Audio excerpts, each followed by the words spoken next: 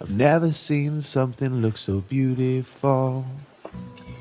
Alright guys, Good Marscus here, and I thank you very much for watching my video. And today we're going to take a look at a pretty and incredible box. I am super hyped up about this one. I took a huge gamble on a teapot and a bunch of antique silver plate pieces, and it's going to kick your knock your socks off. So keep in mind, I did pay around $370 for the slot, so this wasn't cheap. Alright. So there's a lot to say about this piece. I thought that the design was pretty interesting. We got what looks like a pumpkin vine here.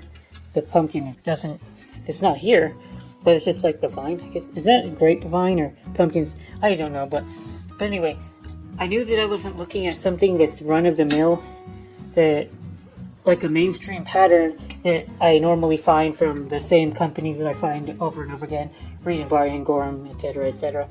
So I thought this was a little bit more interesting than usual. I did like the tarnish on the piece, at least what they showed me here in the picture.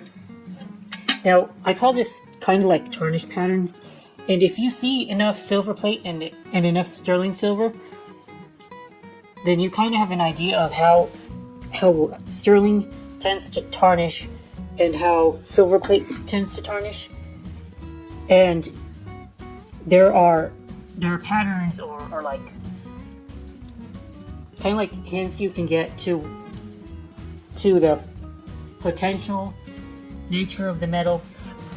Now, I'm not ever going to be 100% sure when I look at how a piece is tarnished. It only gives me kind of like an edge on it being real. Like it's just basically putting the odds in my favor, and if I'm wrong, then I end up with a silver plated piece, and I'm usually fine with that because I like to have the silver plate, and I have an overall plan of what I'm going to do with it, even if it's silver plated, so I don't mind. But let's go take a look at this. And these pieces here, I thought that these are like the insulators, so that you can carry the teapot without being burned if you had hot water in here. If you didn't have these insulators, then the whole teapot would get hot, but in this case, the handles would stay cool. Very interesting. But I thought that these were they were unusual in that they were white rings. They could have been, I don't know what they could be, but pearl? Mother of pearl, maybe? You don't see that on teapots very often. And also, talk about tarnishing. They didn't show me this part of the teapot. Do you see this very cherry purple here? It's like purplish with a green iridescent sheen. Kind of almost like how a beetle will look. You guys see those green beetles? That indicates to me copper more often. Copper plated pieces will look like that, tarnished. I've seen that a lot. And then it even has verdigris here. So at this point in verdigris, okay, you know guys what a penny looks like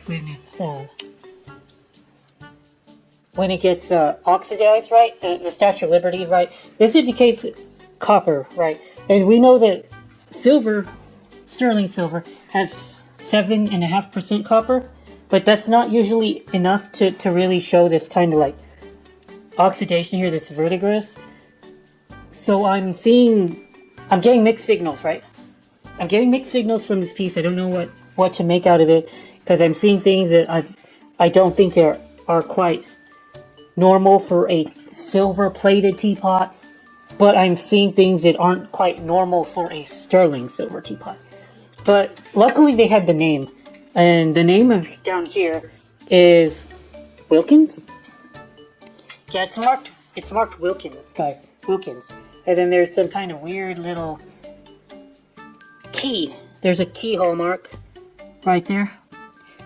And luckily, I was able to look up Wilkins, and the hallmark, the key indicates Bremen. And through researching the maker, and you guys gotta understand that continental silver is considered, there's a certain class of silver that they group together called Continental, and that's made in continental Europe, and Germany was a big part of that type of silver, and they were working with a lot of 800 silver and lower purity silver, and so it starts to make sense when you think about it that they would have cut their silver with more copper.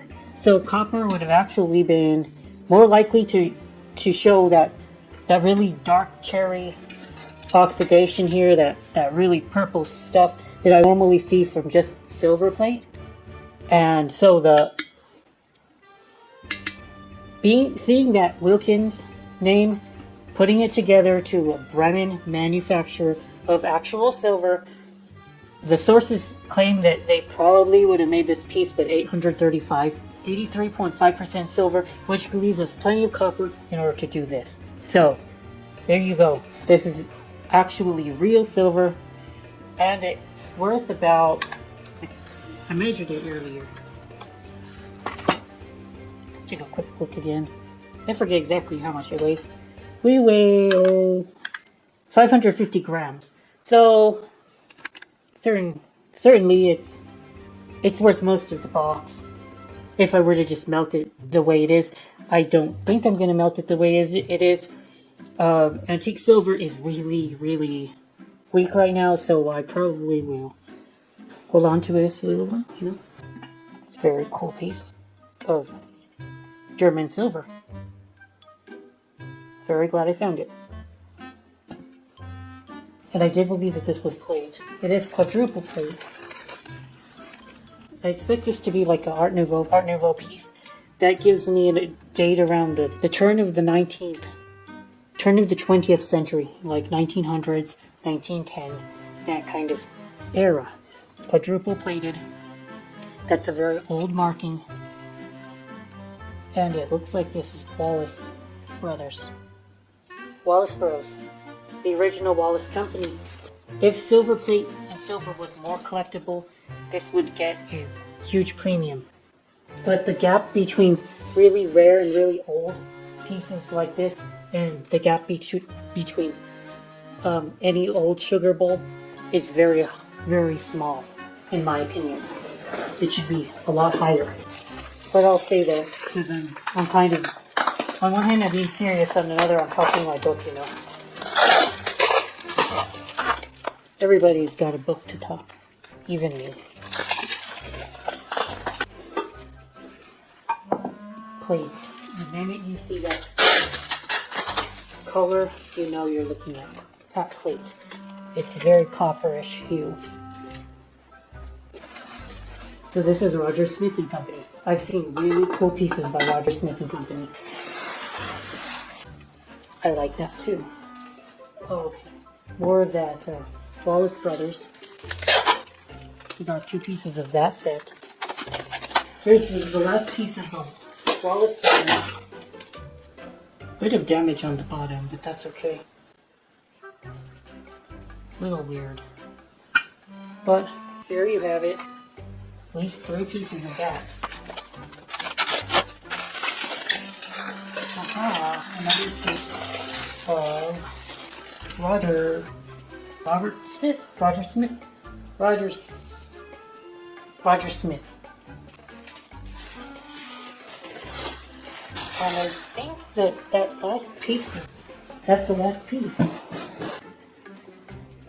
In my opinion, guys, this is the Rolls-Royce, the Cadillac of American silver plate. This is a Meriden Britannia. It's not too bad looking. Yeah, there's a dent in the front. I don't like that, but it is what it is. Look at the bird. This is clearly a static era, which was before Art Nouveau. And I just geek over old Meriden Britannia like this. In my opinion, this kind of silver plate should command figures into the thousands. but I just don't live in that world yet. But it should. In my most humble of opinions. This is just epic. Epic, epic. Craftsmanship, the design was so bold. There's nothing like it. There was nothing like it till this time. And it is so underrated in terms of our culture and our heritage. That this company was pumping out stuff like this. I just wish it didn't have this dent, but it is what it is. I want to take a look at the picture for this lot because I want to make sure that it was only 8 pieces. 7, I mean. Yeah, there it is. 7 pieces. So it's all there. Good to get a win today because I did go ahead and go through another box that I kind of took a bit of a beating on, overpaying for. I'll go release that as a scrapbook box video as well. But yeah, definitely nice to get a win under my belt. Thank you guys for watching this video. I hope you all enjoyed the pieces. Roger Smith, Meriden Britannia, and Wallace Brothers. 3 pieces of this. You did good. I'm excited. Awesome.